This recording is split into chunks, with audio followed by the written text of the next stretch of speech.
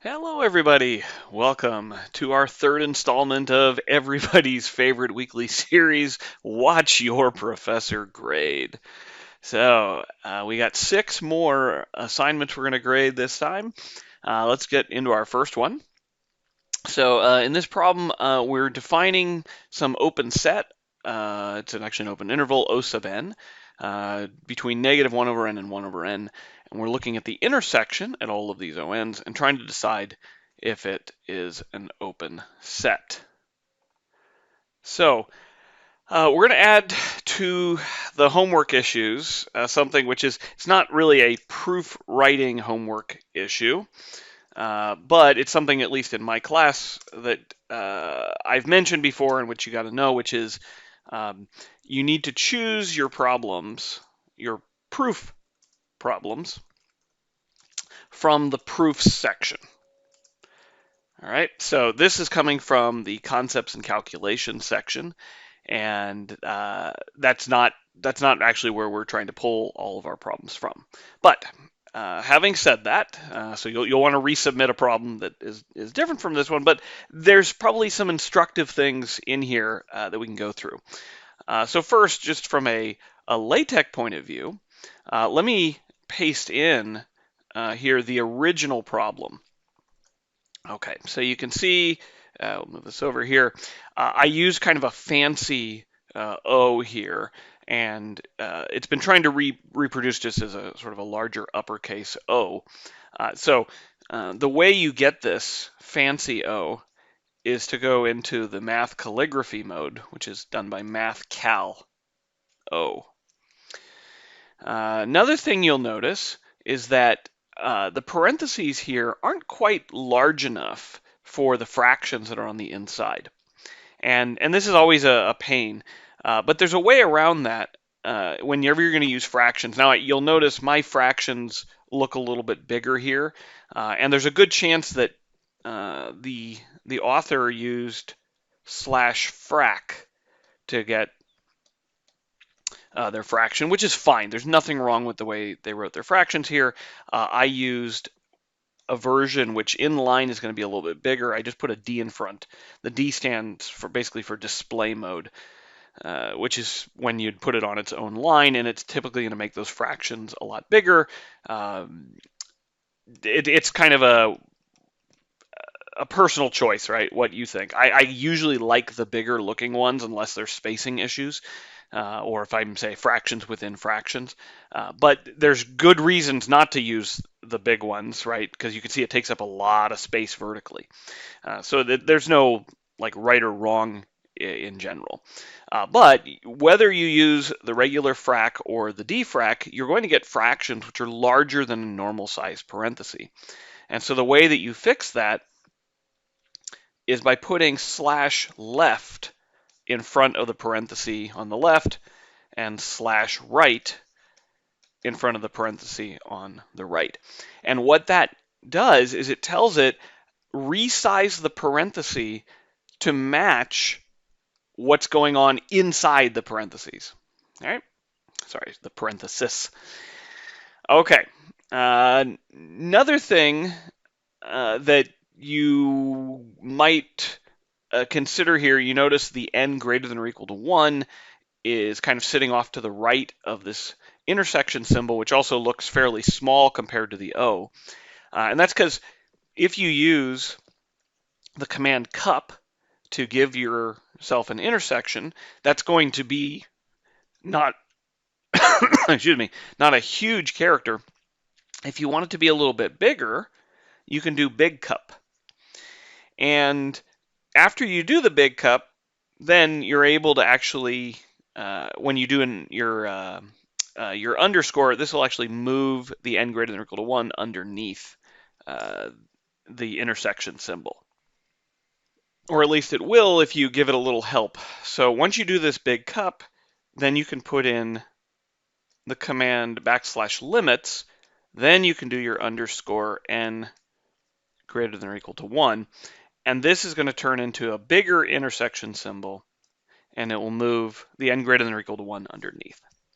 Okay, so this is just some helpful tips for LaTeX. All right, well, let's go into this problem here. We want to know whether the intersection is an open set. So, well, the first thing is the author says, suppose that the intersection is an open set. All right, so it looks like the author wants to maybe build some sort of a contradiction. So he supposes it's an open set. Then he says, and that ON is equal to this interval. Well, okay, so our issue 15 was don't repeat the hypotheses at the start of your proof, and that is one of the hypotheses. So we just get rid of that. All right, so we assume that the intersection is an open set. Therefore, there exists an epsilon 1 dot dot dot such that a minus epsilon, okay, I'm a little confused here. One thing I will put down quickly, double check that you're using the LDOTS notation. Second, when you're going to use dots, like dot, dot, dot, typically you're going to want to have at least two different objects, right? So epsilon 1, epsilon 2, dot, dot, dot, to show a pattern. All right, if you only show one thing, it's really not clear what the pattern is supposed to be. But then over here, it's not really clear what your epsilon is. So you're letting epsilon 1 dot dot dot such that this, okay, so here you're going to say where epsilon is the minimum of all these. It's not really clear how you're building these epsilons, all right? So presumably it has something to do with the fact that you have open sets. But then you have this A over here, and I don't know what A is either. It would be in math mode if it was supposed to be there, but it's not really clear. So the definition of open set is that for every point in the set, the open set will contain a coin around that point.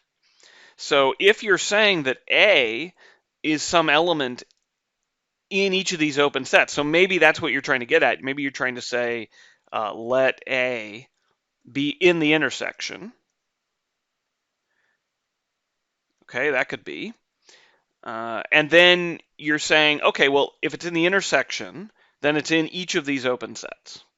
And if it's in each of these open sets, then because they're open, each one of them will contain an A coin of a certain radius. And maybe that's what your epsilons are supposed to be. Okay, so then you would say for each n at least one, there exists some epsilon n greater than 0 such that the coin a minus epsilon n comma a plus epsilon n is contained in ON. And thus, if we take epsilon to be the minimum of all of these epsilons, then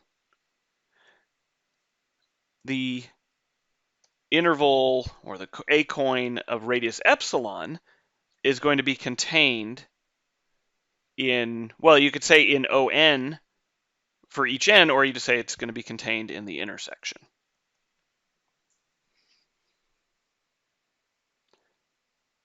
Okay. Now there's this problem here, which is, and I think this is what you're going to get at down below, which is that because this is an infinite list, this minimum may not exist. All right, so you say since n, okay, that again should be in math mode. Since n is at least 1, then there is no possible min to choose for epsilon. Okay, I think what you're trying to say here is that since there are an infinite number of open sets, right, there's an infinite number of epsilons, then there's no possible min to choose for epsilon. Well, that may be true and it may not be true, right? You could have an infinite set that has a minimum, right? We just can't guarantee it. So you said, therefore, we cannot find an epsilon to choose from. Therefore, this intersection where you're just repeating everything is not an open set. So you'd want to get rid of all, well, you can keep as not an open set. As proven before my time. That's it. I can't tell if you're being poetic or not. Only a finite intersection of open sets can be open. Okay, this is false, right? You can have an infinite intersection of open sets be open. The point of the theorem we proved in class was that you can only guarantee that a finite intersection of open sets is open, okay? But easily, right, if you just take the same open set an infinite number of times and intersect it with itself. So for example, say I let a sub n equal 0, 1 for all n, at least 1, then the intersection of all the a sub n's is equal to the intersection of 0, 1 an infinite number of times. But this is still 0, 1, which is still open, right? So this was open, and we have an infinite intersection, which is still open. Okay, so that's what you're saying here is false. Okay, but now let's talk about this, where this proof is, or this argument is going off the rails. So you are trying to find an epsilon by taking the minimum, and then you say, but a minimum, I can't guarantee it exists. All right. Well, actually, you said there's no way to do it, but that could be false. But in general, right, like we don't know. So this way of producing an epsilon doesn't work. However, that doesn't prove that the intersection is not open, right? This just says that the argument you used doesn't work, right? So the way that you would go about showing that this does not have to be an open set, right, is not an open set, is by showing that there is some point which is in this set and where the intersection does not contain a coin around it. All right? Because remember, that's our definition, right? If you take some point in the intersection, then you would have to show that there is no, if the point was A, there'd be no A coin contained in the intersection. So what we want to do here is actually figure out what points really do lie in this intersection, right? If we're going to show that this intersection doesn't contain the coin around some point, then, well, we better figure out what points are actually in this intersection. Now, what you're seeing is that O1 is negative 1, 1, and O2 is negative a half, and O3 is negative a third. And so what is happening is that each of these intervals is getting tighter and tighter, right? The lower bound is converging to 0 from below. The upper bound is converging to 0 from above. And in fact, we can argue that the intersection of all these ONs is only going to contain a single point, namely 0. And this is because, well, let's say we had some non-zero point. All right, so if I had some, let's say epsilon greater than 0, all right, could be less than 0, right? But since everything is symmetric here, if you had one negative, you're going to have one positive. So if epsilon is greater than 0, and epsilon is in the intersection, well, I know by the Archimedean principle, so then by Archimedes, there exists some positive integer such that 1 over that positive integer is less than epsilon. Well, now consider O sub big N. This is equal to the interval negative 1 over n, comma 1 over n. And since epsilon is greater than 1 over n, this interval does not contain epsilon. But that means that epsilon is not in O sub n, which means that epsilon is not in the intersection, which is a contradiction. So this contradiction showed that there can be no positive numbers inside this intersection. And the exact same argument really, just put with the negatives in front of it, shows that you can't have any negative numbers. So in fact, there is only one point in this intersection. And if there's only one point in the intersection, it cannot contain an open interval, right? The only possible open interval, right, you'd have to be the one around 0. And this clearly doesn't contain any open intervals because it only has the point 0. All right? Any open interval has an infinite number of points. And so this right here shows, right, that the only point, 0, in the intersection is not an interior point. So 0 is not an interior point of the intersection. And therefore, the intersection is not open. Okay, so that's actually how we're going to handle our business here. Okay, so let's move on to our next proof. All right, here, prove that every compact subset of the real numbers contains a maximal element. All right, so we suppose that A and R is an arbitrary compact set. Okay, so we don't need arbitrary, right? When you just say suppose A and R is a compact set, arbitrary is implicit. This implies that A, instead of must be, let's just say is. Bounded and closed, right? That's the definition of compact. If A is bounded, then it must have an upper and a lower bound. All right, this was one of our other exercises. If A is bounded, well, okay, so this is another one from our list. So we're not going to if or let or suppose that which is already true. So A is bounded, so we don't want to if this. All right, we would say since A is bounded, it follows that A is upper and lower bounded, or A has an upper and a lower bound. Okay. By the axiom of completeness, A must have a least upper bound. Okay. So we don't actually then, it seems, even have to go through this upper and lower bound business because you just want to use the axiom of completeness, which I think you probably want to capitalize that C as well. So let's just ditch this sentence because the axiom of completeness, one of the hypotheses, right, is that it's bounded. Okay. Or maybe unless we said, oh, it's upper bounded. But it honestly, based on this exercise, it's not something you really need to say. All right. So we just go right to the axiom of completeness once we have a bounded set.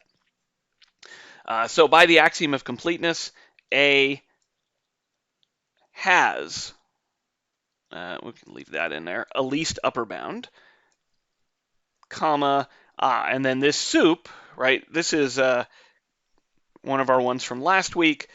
This is number 16. Okay, so we're going to use the backslash soup. You see over here on the right, the backslash soup, and that'll put it into upright mode. Okay, if A is closed, again, this is that don't say if about something which we already know is true, right? A is closed. So since A is closed, the boundary of A must intersect, we don't have to say must, we just say intersects A and A complement.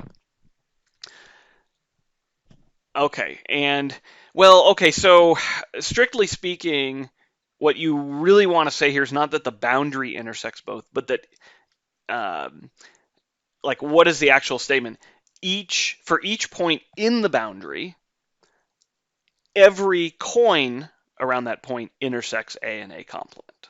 Okay, that's a much more specific statement, and it's what you need here. All right, so since A is closed, if little a is in the boundary of A, then every A coin intersects A and A complement. All right, so then you say, suppose that the supremum is not an element of A. This implies that if X is in, so this is going to look like it's a supremum of A coin, but only the left half. All right, so if X is somewhere between the supremum of A minus epsilon and the supremum of A, then X is an upper bound for A, where X is less than the supremum of A. Okay, so if the supremum itself is not in A, then what are we saying here? You're saying that all of these smaller points, that is points smaller than sup of A, but I don't know what epsilon is. You're saying they're all upper bounds for A. So I think there's maybe a little something missing for this argument. For starters, we need to know what epsilon is. Yeah. So it looks like the goal, of course, is to get that the supremum is in A. Then you're saying we have a contradiction. And the contradiction is supposed to be coming from saying that the supremum of A is not in A. But yeah, I think there's maybe a little missing argument going on here. So let's see how the argument needs to expand. We know that if you have something in the boundary, then every A coin, right? So A is your point in the boundary. Every A coin intersects A and A complement. Okay, fine. If we can show that the supremum of A is in the boundary, then we should be happy. Well, happy because, well, if A is closed, then it contains its boundary. So let's just draw a picture of this. So you have the supremum of A, and we would like to show, so we want that the supremum of A is in the boundary of A, right? Which we know is contained in A since A is closed.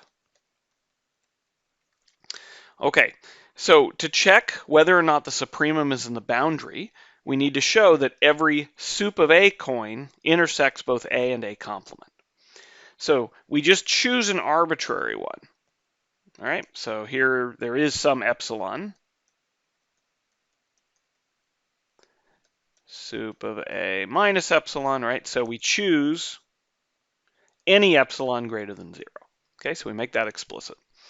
Now, because the supremum of A is the least upper bound of the set A, that tells us that everything to the right, which is larger than the sup of A, cannot be in A. Right? If you had something in A, then sup of A couldn't be an upper bound. So everything in here is in A complement. All right? Okay, so we just need to show that something in the left half, or possibly the sup itself, is contained in A. And then we'll know that the supremum is in the boundary. All right, so this is the question. Can we find something on this left-hand side which is in A, right? Or not even a subset, right? Just some point, right, which is going to be an element of A. So we're going to make an even bigger assumption than the author does, right? So we're not just going to assume that the supremum of A is not contained in A. We're actually going to assume that this entire left half of the interval, the supremum of A minus epsilon, all the way up to the supremum of A, and including the supremum of A, all right, does not intersect A at all. Okay, so we assume there's nothing in there. And this is where the author, I think, is trying to get to. All right, so if you have some element which is in this side now, right, so I have some x in here, then the claim is that this has to be an upper bound for A. And the reason is, well, we already know that the supremum is larger than every element in A, right? Or at least as big as. But then there's nothing in this interval right to the left that is in A. Nothing at all. And so the first time you could get things in A is to the left of this interval. All right? So if X is in this set, then X is an upper bound for A. And this is a contradiction because X is strictly less than the supremum, unless it's actually equal to the supremum of A itself. But let's assume we were taking say X in here, right? So the supremum of A minus, that's supposed to be an epsilon, minus epsilon through the supremum of A, but don't include the supremum of A. Okay? So if none of the elements in this are in A, and we choose something which is not equal to the supremum of A, then we know that X is strictly less than the supremum of A, but it's also an upper bound, and that's a contradiction. Okay, so this contradiction comes from the fact that X is, or from the assumption that this intersection is non-empty. So there must be some element in this intersection. But as soon as there's an element in this intersection, right, so this implies that the intersection with the supremum of A, intersected with A. Oh, I said assume it's not empty, right? We want to assume it is empty, excuse me. Okay, so we're assuming there's nothing in this intersection. So once I know that this intersection is non-empty, then this implies, right, that this original sup of A coin intersects A and A complement, right? So this implies that the sup of A is in the boundary, but that's in A. And so the supremum, that's going to equal our max element of A. Okay. So just a little bit on the end here, little things jump out. Okay, there's an A that needs to be put into math mode. Okay. This kind of phrasing we want to get rid of when X is said to be an upper bound for A. This language isn't working for us. And then let's again work on the must be. Just say is, right? This is much faster. Must be tends to, I don't know, imply some sort of, ethical question or morality. Okay. All right, let's go on to our third one. Oh, wow, this is going to be a short one. Fantastic. So U is a set. It has subsets S and T. Prove that if S intersect TC, okay, so it looks like a very large C here. So presumably this is supposed to be the complement. So usually for the complement, we're going to want to use a lowercase c. All right, we don't need everything too big. Okay, so if the S and the complement of T are disjoint, then S is a subset of T. All right, so this should not be a long proof. This is a very easy idea. So let S be an element of S. If these are okay, we don't really want to copy the if again because that's there, but we could actually, that's the assumption, right? So since S and T complement are disjoint, it follows that S is not an element of TC. So what are we saying? We have some element of S. Since this intersection is empty, that tells us that S is not in TC, because it's in S, so it can't be in TC. Fine. So S is not in TC, therefore S is in T. Yeah, that's the definition of the complement. Hence, well, we just shown if you have something in S, it's in T, hence S is a subset of T, right? We don't need to go any further than that. Cool.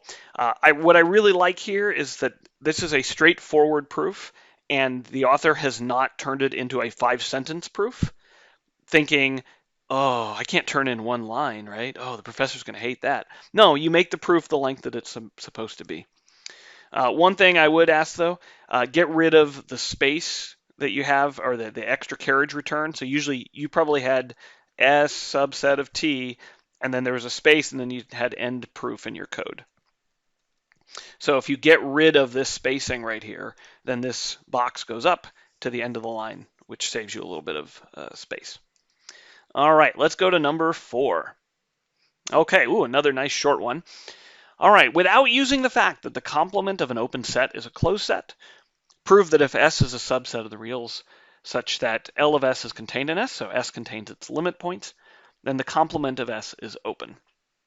Right, if it wasn't for this first line, this proof would be really, really cool, right? Because saying that L of S is contained in S, that just tells you, right, that S is closed. And so if S is closed, we know its complement is open. Boom, we're done. But problem says not to do that.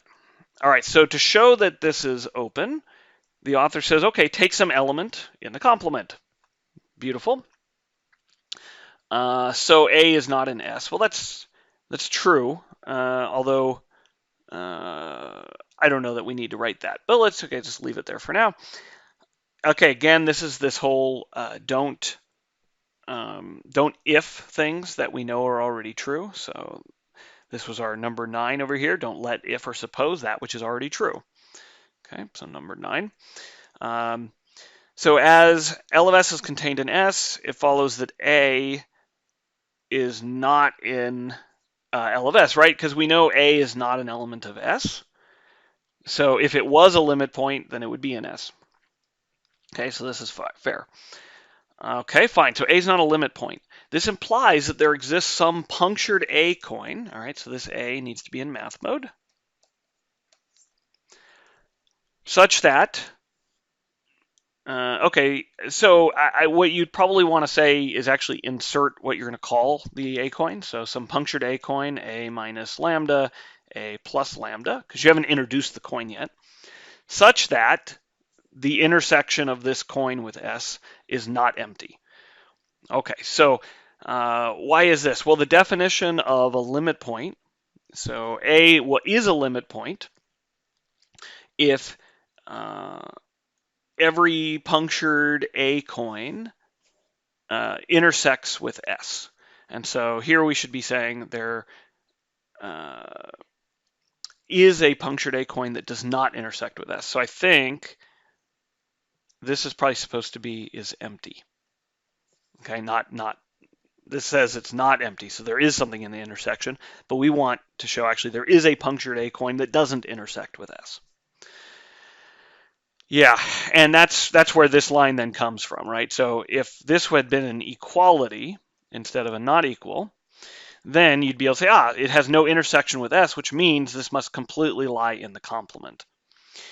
Okay, so you took an element A in the complement, you showed that there is an A coin contained in that complement, hence this complement is open, and not by definition of open set. I mean, it's a true statement, but remember, we don't write that into our proofs. Okay, so this is actually number 2 on our list. Don't cite the definition. Okay, so we just cut it off there. Okay, number 5. All right, so this is going to be a little longer set of words. Prove that the intersection of any collection of compact sets is compact. All right, so we know. All right, let's see. I think that this is not something. No, we did. Number 12. Avoid phrases like we know when they do not add to the reader's understanding. Okay, so we're not wanting to use we know. Okay.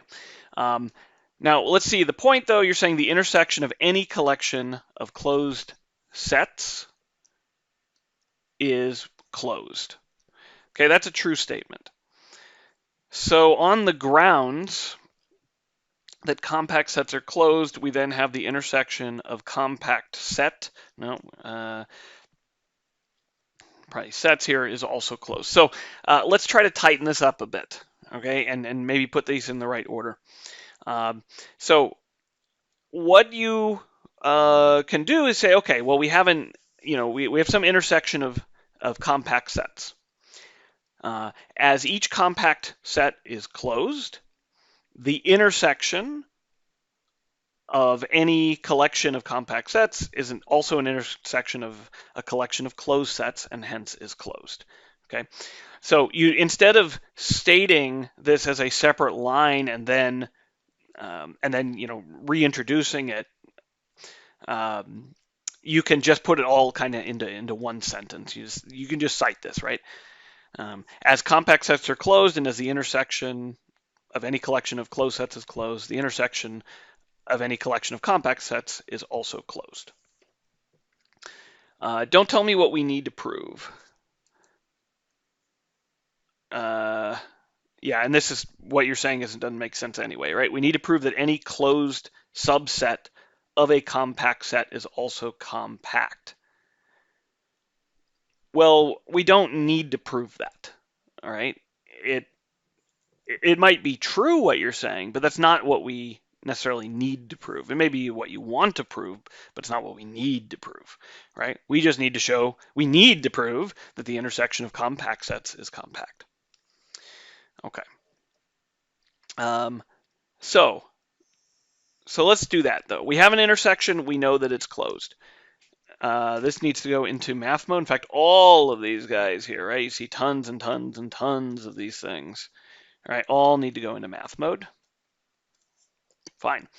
Let A be a compact set and let S be the intersection of compact sets. Okay. Maybe instead of the, you say and, because there is no the intersection of compact sets, right? There's a lot of ways of intersecting compact sets. We now obtain that S is contained in A. Okay, so this is a little bit sloppy because you haven't stated any connection between A and S, right? We don't know that there's anything in between, so there's no way to know this. Then you said for any open cover for the intersection S, okay, we then can obtain, well, okay, U union, so you're going to take the union of, okay, you're going to take A and you're going to intersect it with S complement as an open cover for A.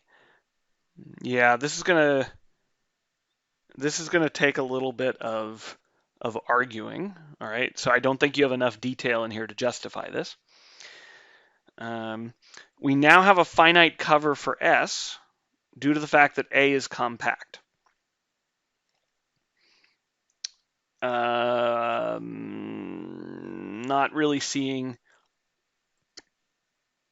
other than you're saying, oh, well, okay, if we somehow knew, because we still don't know what S is versus A, but assuming that S was a subset of A, yes, A being compact, if you had some open cover, there will be a finite subcover, and because it covers A, it will definitely cover S. And you're saying we have a finite cover for U union this. But I mean, I don't even, you're taking an open cover, you're unioning it with some stuff, and you're saying that that's an open cover. Well, I think maybe you meant to say a finite cover for A, but I'm not really sure what you're getting at, so I don't understand. As a result, we can conclude that an intersection of any collection of compact sets is also compact. Well, of course, that's what you're trying to prove. Yeah, I'm not really convinced by your argument. Okay, so so maybe you want to prove this more general statement here that if you have a closed subset of a compact set, that it's also compact, and maybe we could do that, right? But I think it should be much easier than you're making it, right? So remember, our definition of compact is that it's closed and bounded, right? So this is for the real numbers anyway. And so we don't have to use open covers. We just say, let's say you had some closed set, or compact set rather, C. And sitting inside of it, you had a subset A, and that you knew that A was closed. So to get that A is compact, all we need to do is add the boundedness, right? But A is a subset of C, right? C being compact is, well, yes, it's closed, but it's also bounded. Which means I can put some sort of zero coin that completely contains C. But if it contains C, then it also contains A. All right?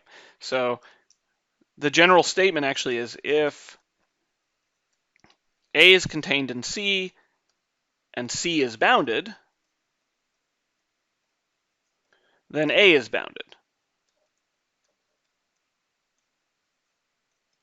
All right? Okay, so bounded for C implies bounded for A. But now I have closed and bounded, so A is compact. All right, so you could argue at this point now, if I have some intersection of, let's give some names to these things. How about C alpha, right? This is any collection, so we'll have some indexing set, I, and I take this arbitrary intersection, right? So of all these compacts, because we know intersections of any collection of closed sets is closed, we know that this is closed. And we also know that this is a subset of, well, for any of the alphas, right? Just pick one of them for alpha and I. But this is a compact set, and now we have a closed subset of a compact set. Therefore, it is compact by the argument we just made. Okay, so that's how we could do it, and it's going to be a lot faster than using the open cover argument. Okay, but let's say you were dead set on using the topological definition of compactness. So you wanted to check this open cover condition. So, okay, I bet we can do that, right? So how do we write this down precisely? So we're going to start with an open cover for, well, let's say I'll use my framework and I'll let you translate it back into your notation. So I have some compact set and I have some subset A. So I'm going to let, and I want to prove that A is compact, right? So let's see. So we're going to let O be some open cover. Okay, so I'm going to write down a whole bunch of open sets. I will be some indexing set. So all of these are open. So this is going to be an open cover for A. And I want to show that this has a finite subcover. Now, we know that A is closed. And because A is closed, we know that A complement is open. So I'm going to now take this O, and I'm going to define a new set. I'm going to call it O union A complement. And by what I mean by this is I take each of these open sets and I union them with A complement. And because the union of open sets is open, and each of these S alphas was open, and the complement of A is open, I know all of these sets are open. What I claim is that this is an open cover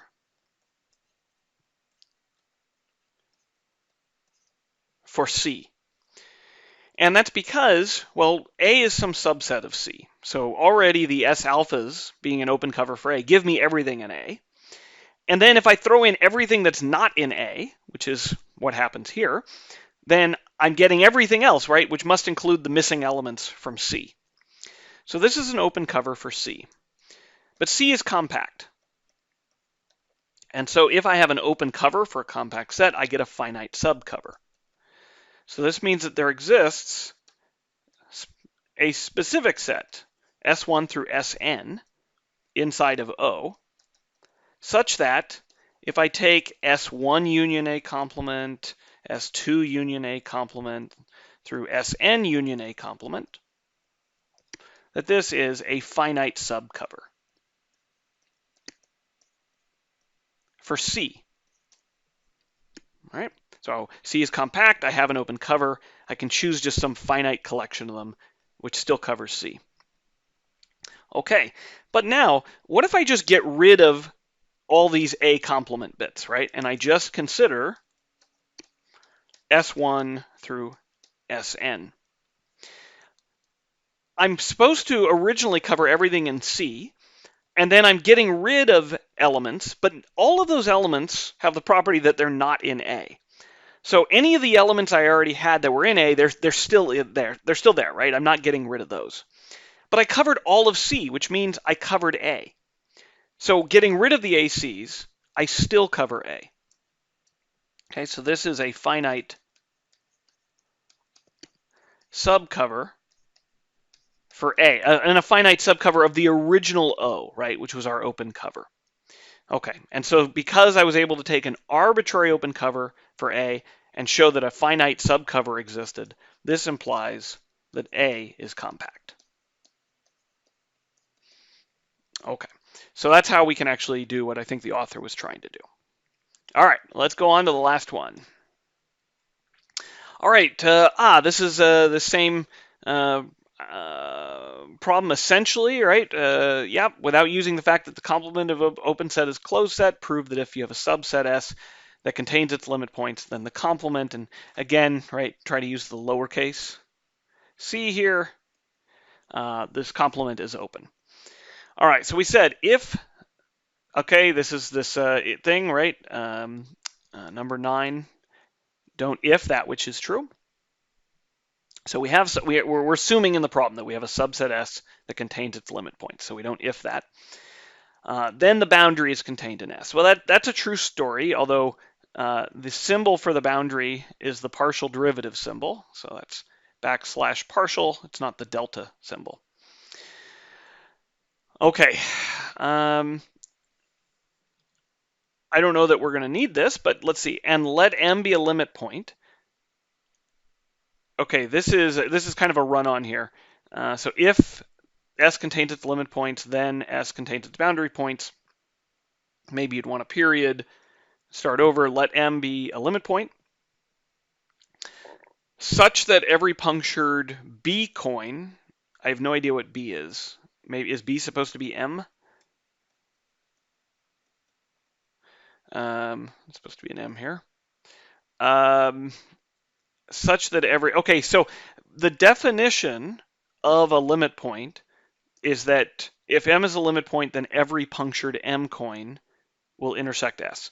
So saying such that that's code that you're putting a new condition down, all right?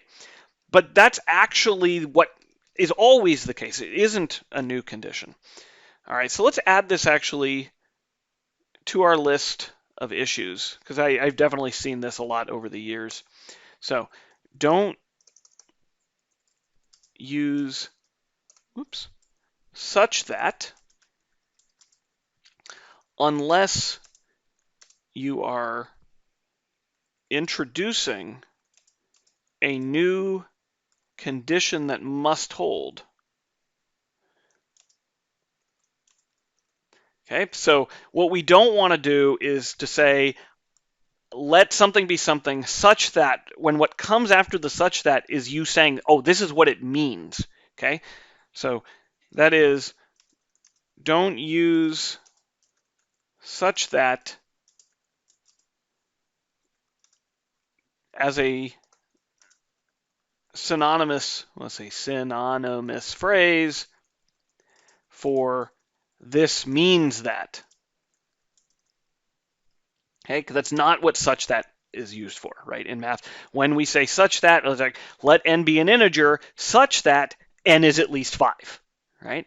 We're not saying that being an integer means you're greater than 5 or greater than or equal to 5. We're saying is I want to restrict, right, what I'm talking about, right? So it's an extra condition, right? Or actually like restriction, better than even than condition. Okay. Okay. So we have, if we take an element in L of S, then it is definitely the case that every punctured M coin intersects S. Fine. Define, well, you don't need to define the complement. This is a well-known definition. So we just get rid of that. So yeah, get rid of that. When you said here, by the way, which means N is not in L of S, this is problematic. Let me erase this for a moment so you can see what I'm getting at. Here you're using N as some specific object that you've already chosen, and now you're saying something about N.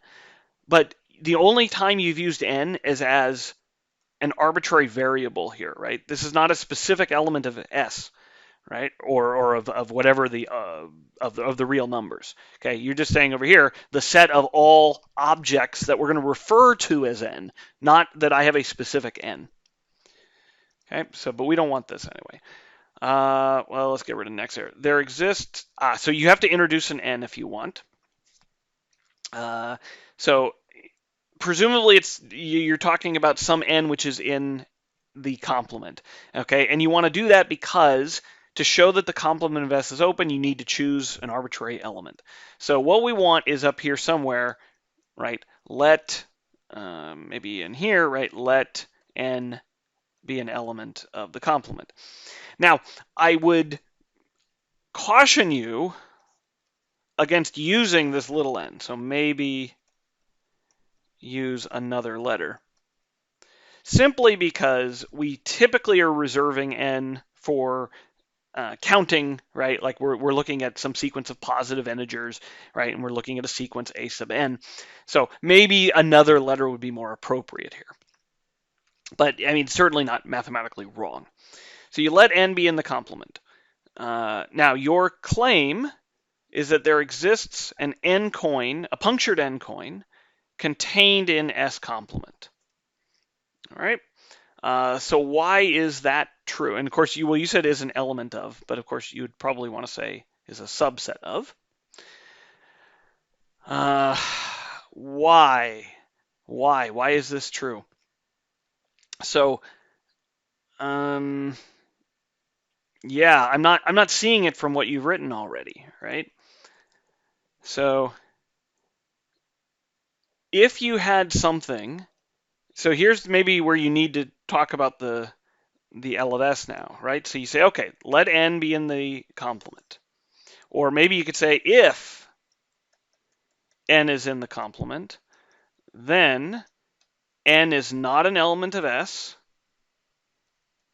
and hence n is not an element of L of S. Okay, so that gets you to where I think you were trying to get with this line. Okay, so now you know n is not in the limit point set of S, and that tells you that there exists an n coin that does not intersect with S. But if it doesn't intersect with S, that's equivalent to saying that it's completely contained in the complement. Okay, so that's how we could write this. If n is in the complement of S, then n is not an element of S, and hence n is not in L of S. Thus, there exists an n coin, okay, and we can write that down, n minus delta, n plus delta, or punctured n coin, really, right? So there exists a punctured n coin, so not equal to n, such that n minus delta, n plus delta, not equal to n, is completely contained in this complement. But is that actually what you want, or do you just want it to, be disjoint from S? Well, since we ultimately want to get a coin inside of S complement, I think we just want to go is in S complement, and we don't need this bit. Okay, fine. N is not in S, though.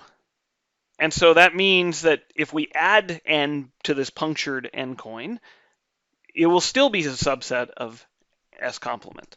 So as n is not an element of S, or as n is an element of S complement, it follows that n minus delta, n plus delta is a subset of S complement. Okay, therefore, and that's the end here, right? Like, therefore, S complement is open. And you'll notice I'm going to write something that you did not write, which is I put a period at the end of the sentence. Okay, so I think we can tighten this up a little bit.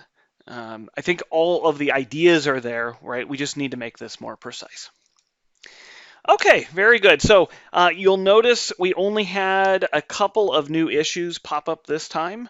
And one of them is more procedural than it is having to do with proofs. Okay, so that means that's good. We're getting almost to a comprehensive list of proofwriting mistakes, right? Hopefully this stabilizes. Maybe this is forming some sort of a Cauchy sequence. How great would that be? All right, well, we will see you all next week.